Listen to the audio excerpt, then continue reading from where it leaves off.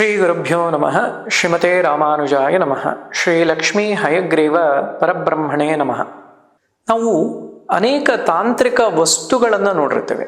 ಅಂದರೆ ಇದನ್ನಿಟ್ಟರೆ ಮನೆಯಲ್ಲಿ ಒಳ್ಳೆಯದಾಗತ್ತೆ, ಇದನ್ನಿಟ್ಟಾಗ ನಮ್ಮ ಮನೆಯಲ್ಲಿ ಐಶ್ವರ್ಯ ವೃದ್ಧಿ ಆಗತ್ತೆ, ಇದನ್ನಿಟ್ಟರೆ ನನಗೆ ಅನುಕೂಲ ಆಗತ್ತೆ, ನನ್ನ ಮನೆಯಲ್ಲಿರ್ತಕ್ಕಂಥ ಸಮಸ್ಯೆಗಳು ದೂರ ಆಯಿತು. ಹೀಗೆ ಅನೇಕ ವಸ್ತುಗಳನ್ನು ನೋಡ್ತಾ ಇರ್ತೀವಿ. ಬಹಳ ಸರಳವಾದಂಥ ವಸ್ತು ನಿಮ್ಮ ಮನೆಯಲ್ಲೂ ಕೂಡ ಇರುತ್ತೆ. ಆದರೆ ಅದನ್ನು ಹೇಗೆ ಉಪಯೋಗಿಸ್ಬೇಕು ಅಂತ ಹೇಳಿ ಎಷ್ಟೋ ಜನಕ್ಕೆ ಇದ್ರ ಬಗ್ಗೆ ಗೊತ್ತೇ ಇರೋದಿಲ್ಲ. ನವಿಲುಗರಿಯ ಬಗ್ಗೆ ನಾವು ಅನೇಕ ಬಾರಿ ಮಾತಾಡ್ತಾ ಇರ್ತೀವಿ.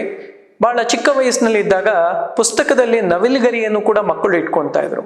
ನವಿಲುಗರಿ ಮರಿ ಹಾಕತ್ತೆ ಅಂತ ಹೇಳಿ ಒಂದು ಸಣ್ಣ ಕಡ್ಡಿಯನ್ನು ಇಟ್ಟರು ಕೂಡ ಅದು ದೊಡ್ಡದಾಗಿ ಬೆಳೆಯುತ್ತೆ ಅಂತಕ್ಕಂಥ ನಂಬಿಕೆಯೂ ಕೂಡ ಮಕ್ಕಳಲ್ಲಿ ಇತ್ತು. ಈ ನವಿಲುಗರಿಯನ್ನು ಪುಸ್ತಕದಲ್ಲಿ ಯಾಕೆ ಇಡ್ತಾ ಇದ್ರು ಮತ್ತು ಈ ನವಿಲುಗರಿಯನ್ನು ಉಪಯೋಗಿಸಿ ಏನು ತಂತ್ರವನ್ನು ಮಾಡ್ಬೋದು? ಬರೀ ಇದೊಂದೇ ವಿಚಾರಕ್ಕೆ, ಅಂದರೆ ವಿದ್ಯಾಭ್ಯಾಸಕ್ಕೆ ಮಾತ್ರ ನವಿಲುಗರಿ ನಮಗೆ ಉಪಯೋಗಕ್ಕೆ ಬರುತ್ತಾ? ಇದರ ಬಗ್ಗೆ ಒಂದಷ್ಟು ವಿಚಾರಗಳು ನೋಡೋಣ. ಮೊದಲನೇದಾಗಿ ಈ ತಾಂತ್ರಿಕ ವಸ್ತುಗಳನ್ನು ನಾನು ಹೇಳಿದೆ, ಅದು ನವಿಲಿನ ಗರಿ. ಅದು ಕೂಡ ಇವತ್ತಿನ ದಿವಸದಲ್ಲೆಲ್ಲ ಡೂಪ್ಲಿಕೇಟ್ ಆಗಿ ಬರ್ತಾ ಇದೆ. ಅಂದರೆ ಪ್ಲಾಸ್ಟಿಕ್ ಇಂದ ಮಾಡಿರ್ತಕ್ಕಂಥದ್ದು ಕೂಡ ಸಿಗುತ್ತೆ. ಆದರೆ ಇದು ನ್ಯಾಚುರಲ್ ಆಗಿ ಒರಿಜಿನಲ್ ನವಿಲುಗರಿಗಳನ್ನು ನೀವು ಉಪಯೋಗಿಸ್ತಕ್ಕಂಥದ್ದು ಒಳ್ಳೆಯದು. ನೈಜವಾಗಿಯೂ ಕೂಡ ಇರಬೇಕು. ಮತ್ತು ಆ ನವಿಲುಗರಿಯನ್ನು ಪ್ರಾಣಿಯನ್ನು ಹಿಂಸೆ ಮಾಡಿ ಕೀಳ್ತಕ್ಕಂಥದ್ದಲ್ಲ, ಅದು ತಾನಾಗಿಯೇ ಗರಿಗಳು ಅಂತಕ್ಕಂಥದ್ದು ಉದುರಿರುತ್ತೆ. ನೀವು ಅನೇಕ ಊರುಗಳಿಗೆ ಹೋದರೆ ಅಲ್ಲೆಲ್ಲ ನವಿಲುಗರಿ ಉದುರಿರುತ್ತೆ, ಮತ್ತೆ ಪುನಃ ಅದು ಬೆಳೆಯುತ್ತೆ. ಅಂತಹ ಗರಿಗಳನ್ನು ನೀವೇನಾದರೂ ಸಿಕ್ಕಲ್ಲಿ ಮಾತ್ರ ಇದನ್ನು ಉಪಯೋಗಿಸಿ. ಹಾಗೆಯೇ ಈ ನವಿಲುಗರಿಯನ್ನು ಸರ್ಪದೋಷಗಳ ನಿವಾರಣೆಗಳು, ಬರೀ ವಿದ್ಯಾಭ್ಯಾಸಕ್ಕೆ ಮಾತ್ರವಲ್ಲ, ಇದು ಸುಬ್ರಹ್ಮಣ್ಯನ ವಾಹನವೂ ಕೂಡ ನವಿಲಾಗತ್ತೆ, ಸರಸ್ವತೀ ದೇವಿಯ ವಾಹನವೂ ಕೂಡ ನವಿಲಾಗತ್ತೆ.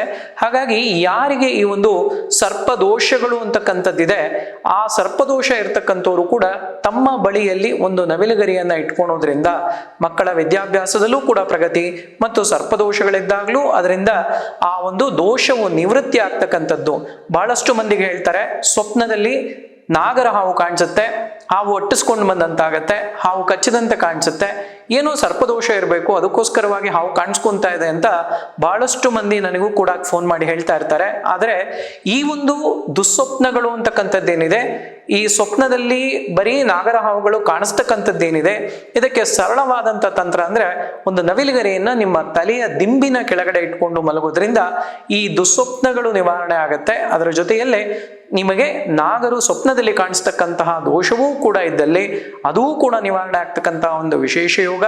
ಮತ್ತು ಐಶ್ವರ್ಯ ವೃದ್ಧಿಗೂ ಕೂಡ ಈ ನವಿಲುಗರಿ ನಿಮಗೆ ಸಹಾಯವಾಗುತ್ತೆ. ಮನೆಯ ಪಶ್ಚಿಮದ ಗೋಡೆಯಲ್ಲಿ, ಪಶ್ಚಿಮ ದಿಕ್ಕನ್ನು ನಾವು ಲಕ್ಷ್ಮೀ ಪ್ರದವಾಗಿರ್ತಕ್ಕಂಥ, ಲಕ್ಷ್ಮೀ ಸ್ಥಿತವಾಗಿರ್ತಕ್ಕಂಥ ದಿಕ್ಕು ಅಂತಲೂ ಕೂಡ ಹೇಳ್ತೇವೆ.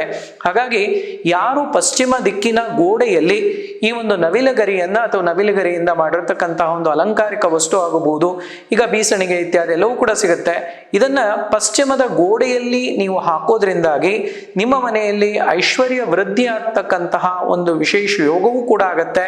ಹಾಗಾಗಿ ಕೃಷ್ಣನೂ ಕೂಡ ನವಿಲುಗರಿಯನ್ನ ತನ್ನ ಕಿರೀಟದಲ್ಲಿ ಧರಿಸ್ತಾ ಇದ್ದ, ತಲೆಯ ಭಾಗದಲ್ಲಿ ಅಂತ ನಾವು ನೋಡ್ತಾ ಇರ್ತೀವಿ.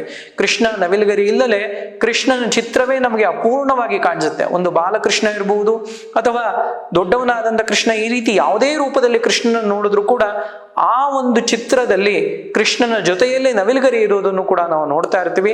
ಕೃಷ್ಣನ ಜಾತಕಾನುಸಾರವಾಗಿಯೂ ಕೂಡ ನಾವು ನೋಡಿದಾಗ ಜಾತಕದಲ್ಲಿರ್ತಕ್ಕಂತಹ ಸಪ್ತಮ ರಾಹುದೋಷ ನಿವಾರಣೆಗೋಸ್ಕರವಾಗಿ ಚಂದ್ರನ ಮೇಲೆ ರಾಹುವಿನ ದೃಷ್ಟಿ ಅಂತಕ್ಕಂಥದ್ದೇನಿದೆ, ಇದರ ನಿವಾರಣೆಗಾಗಿ ಅನೇಕ ವಿಧವಾದಂತಹ ಒಂದು ಪಕ್ಷಿಗಳ ಒಂದು ರೆಕ್ಕೆ ಸಿಗ್ತಾ ಇತ್ತು. ಆದರೆ ನವಿಲುಗರಿಯನ್ನೇ ಕೃಷ್ಣ ಯಾಕೆ ಇಟ್ಕೊಂಡಿದ್ದಾನೆ ಅಂತ ಹೇಳಿದ್ರೆ, ಆ ಒಂದು ರಾಹುವಿನ ಪ್ರಭಾವವನ್ನು ಕಮ್ಮಿ ಮಾಡ್ಕೊಳ್ಲಿಕ್ಕೆ ಒಂದು ತಂತ್ರ ರೂಪದಿಂದ, ಅದಕ್ಕೆ ಕೃಷ್ಣನನ್ನು ನಾವು ತಂತ್ರ ರಾಜ ಅಂತ ಕರಿತೀವಿ. ಹಾಗಾಗಿ ಈ ನವಿಲುಗರಿಯನ್ನ ಭಗವಾನ್ ಕೃಷ್ಣನೂ ಕೂಡ ಉಪಯೋಗವನ್ನು ಮಾಡ್ಕೊಂಡಿದ್ದಾನೆ. ಹಾಗಾಗಿ ಸಾಮಾನ್ಯ ಜನರಾದಂಥ ನಾವು ಈ ಒಂದು ಸರಳವಾದ ತಂತ್ರ, ಎಲ್ರಿಗೂ ಸಿಗ್ತಕ್ಕಂತಹ ಒಂದು ವಿಶೇಷ ವಸ್ತು ಅಂತಾನೆ ಕೂಡ ಹೇಳ್ಬೋದು. ಹಾಗಾಗಿ ಬಹಳಷ್ಟು ಜನಕ್ಕೆ ಇದರ ಬೆಲೆ ಗೊತ್ತಿಲ್ಲ.